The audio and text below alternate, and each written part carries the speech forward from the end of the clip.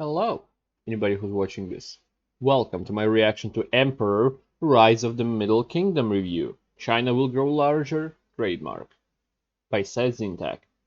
Haven't seen Seth videos in a while, don't know what Emperor is. I would assume it's something like some kind of RTS maybe? Or no, not RTS, maybe a turn-based. Is it TBS then? Never heard that before. Anyway, yeah. Hopefully, lawnmower is not gonna affect me. It's off now, and I hope the dude's not gonna turn it back on. So, if you have a video for me to react to, you can use the national link in the description below. You can also help momentarily through it, or you can leave your recommendations in the comment below.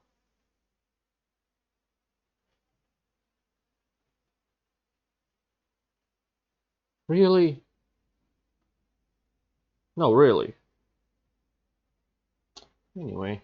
Hey people, Seth here. Hey Ren, Shisu Saicholi. As China's geopolitical relevance and power grows, we must all humbly admit the impending inevitability that it's only a matter of time before we're all speaking Mandarin. So, you better get started. And what better way than by appreciating Chinese culture before our new masters from Beijing begin their iron-fisted rule. Today, we're going to learn how to appreciate Chinese culture by playing a historical Chinese city-building game. Neighborhood too ugly? Just wall it off. Mongolians at your gates? Just wall them off. China loves walls. Ancestors unhappy? True. Break some pottery. That should make them happy. Develop gunpowder. Improve your technology. Then pick the nuke general and upgrade your nuke cannons to use neutron shells. These will eliminate the Mongolians, but leave your feng shui intact. Unemployment too high? Garnish their wages. New village doesn't want to trade? Send spies to sabotage their economy and shit in their rice bowls. Then export white rice to them at a premium. Establish bureaucracy. Fail to collect any form of tax revenue because you have nothing to write on. Send loggers to cut bamboo. Get mauled to death by pandas. Send in the police to distract them. Get mauled by tigers instead. Establish a nobility. Spend most of your GDP on providing rice noodles to the nobility. Lose half of your workforce because they forgot to drink water. Lose your dynasty. Lose your head. Rinse and repeat. Welcome to Emperor Rise of the Middle Kingdom. As one of Impression's game's final city-building projects, Emperor is probably the most streamlined and straightforward of the bunch. Everything works clearly and efficiently, and you're no longer constrained by older mechanics in the series, such as living standards, ethics, and human rights. Here in ancient to middle-aged China, the only thing that matters is raw productivity, and ensuring that your population has more variety in their food than just millet and silkworms. China is a hardcore place, and it has a very hardcore history, which you can experience across a series of increasingly difficult campaigns. Manage your peasants, cultivate feng shui, and export cheap electronics to the rest of the world, and you'll see your city flourish. Mismanage everything, and you'll see your city fall apart. As Confucius once said, if an Nvidia factory is currently not on fire, it will be on fire. Observe his wisdom and build appropriate health and safety measures, or else. Emperor is a game of balance, but mainly balancing your finances. If you fail to establish adequate civilization and turn a profit within the first 2 years of game time, consider your government position terminated. In many ways, ancient China had the right idea about administration. They do a good job, they get to keep their job. They do a bad job, they lose their head. Emperor, they do a good job, they get to keep their job. They do a bad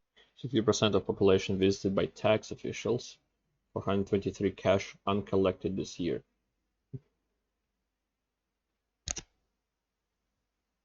Can you stop?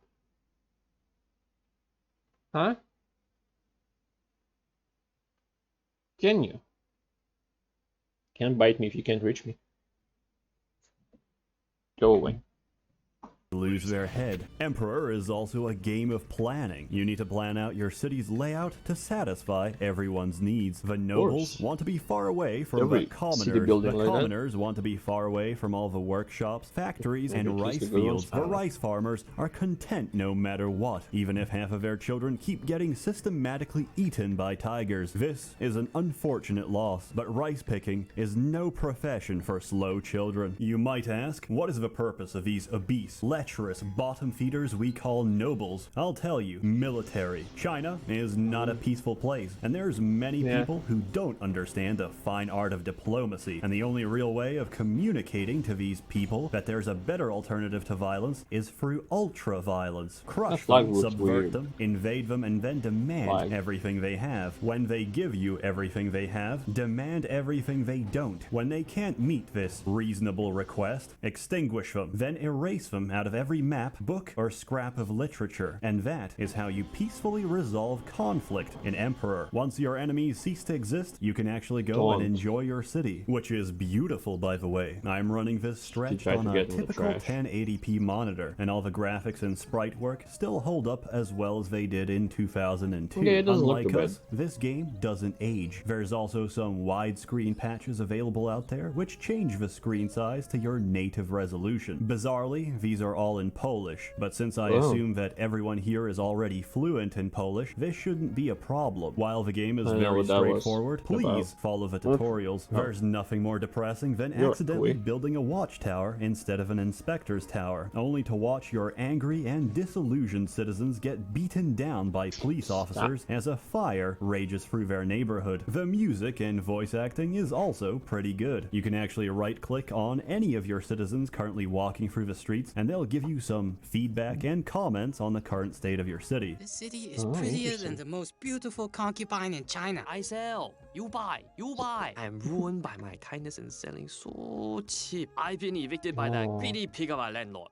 I hope a dragon eats him. The voice acting by the citizens is fantastic. The same cannot be said of the narrator. The verdant lands along the humid shores of the Yangtze River are ideally suited for growing great quantities of rice. Your wisdom is as bright as the white rice growing abundantly in the paddies. Who sounds like he's one step away from falling over dead in his pawn shop. Interestingly, this was also the only city builder by Impressions Games that had online multiplayer. But does it work? Surprisingly, yes it does. With a little bit of Game Ranger magic, you and your friends can finally roleplay together as Chinese magistrates. Okay, so I learned that city walls, or these little walls that you build, they keep the bad feng shui out and keep the good feng shui flowing. Confucius said, big tits with no ass will fill your hands, but big ass with no tits will fill your heart. It works very well, and it's a lot of fun invading your friends. Can you While stop? this game gives you a good background to appreciating Chinese history, just remember that the historical accounts given here are very clean and sanitized to keep the PEGI 12 rating, and do not reflect the colorful language and flowery prose you can find in the more vivid accounts. For example, in the game they don't explicitly state how one of the earlier dynasties, the Shang dynasty, came to an abrupt end, all because of a single woman, Daji. Daji was the favorite concubine of Zhu, the tyrant of Shang. He was so infatuated with her, he fulfilled her every request, and with each request, her requests grew more and more depraved. It was said that her greatest joy was to hear people cry out in pain. In one case, she saw a peasant walking barefoot on the ice and ordered his feet to be cut off so she could study their resistance to cold temperatures. In another, she had a pregnant woman's belly cut open so she could satisfy her curiosity of what goes on inside.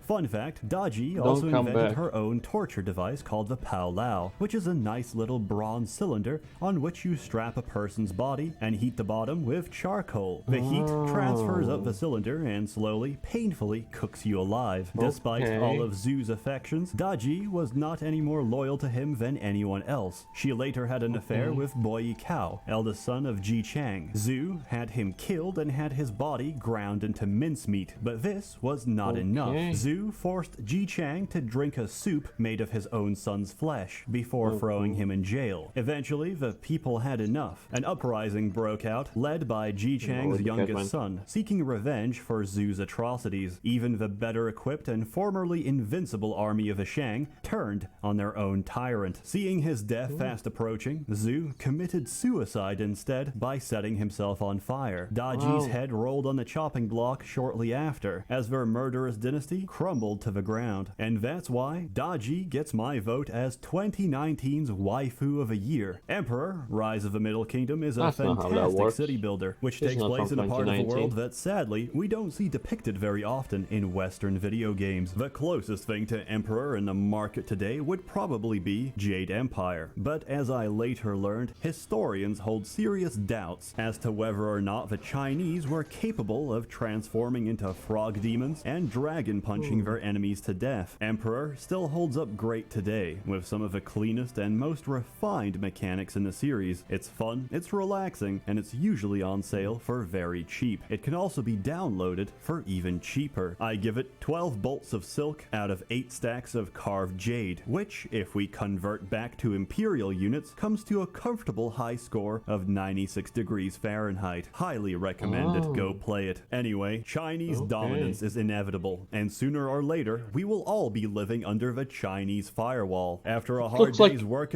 Looks like it's two different games when it's this advanced and then the starting era, I guess, versus this one when it shows side by side, it looked completely fucking different. Like it's two different At games. the Nvidia factory, there's no better way to relax than by torrenting some anime. And just like that, Oh, your so there's social another credit stupid- score has plummeted 5 points. The People's Party frowns upon your poor taste in anime. You are no longer eligible for a mortgage. You must now settle for a smaller fishing shack. Your wife leaves you for a man with higher social credit from the Intel factory. You are devastated. How could I have prevented this, you think? I'll tell you how. By getting a VPN. Not just any VPN, ExpressVPN. VPN, because they're very good, and also because Home they're ExpressVPN. sponsoring this video. However, free will is not an illusion, and even though we are subject to the appetites of our brain chemistry, we are still accountable for our conscious actions. As such, I can only influence you. Use my link, and apparently you can get 3 months of VPN for free. You can also get your money back if you refund it in 30 days. I meant to give an honest account of ExpressVPN, so here it is. It's pretty fast. I mainly use it to upset the Japanese by pretending to be Korean online. I also use it to play region-locked Korean MMOs so that I can finally escape the hordes of Brazilians in other multiplayer games. All in all, a very pleasant experience. So now, you can safely torrent your anime in peace, and your family will never have to know. You can safely torrent your anime.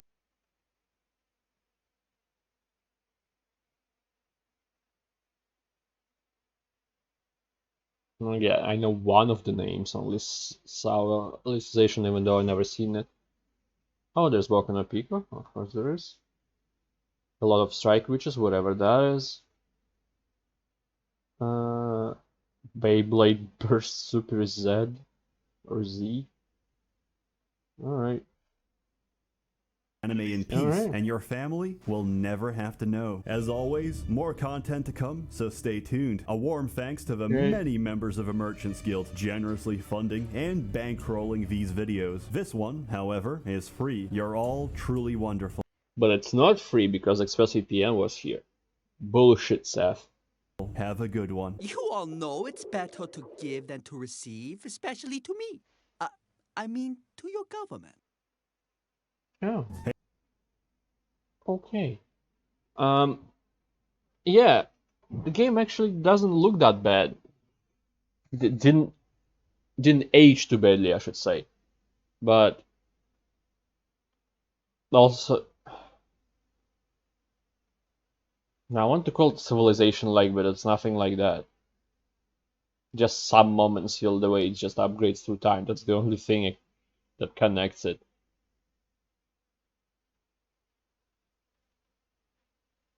Is it like RT?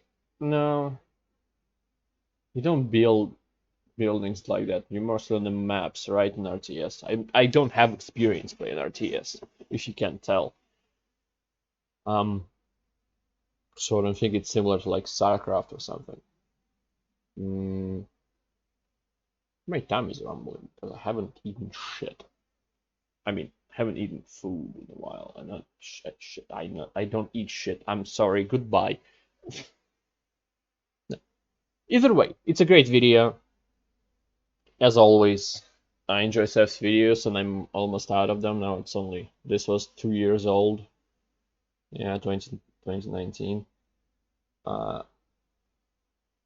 It's probably one of the most recent ones that are left. I haven't reacted to. So maybe recommendations are required.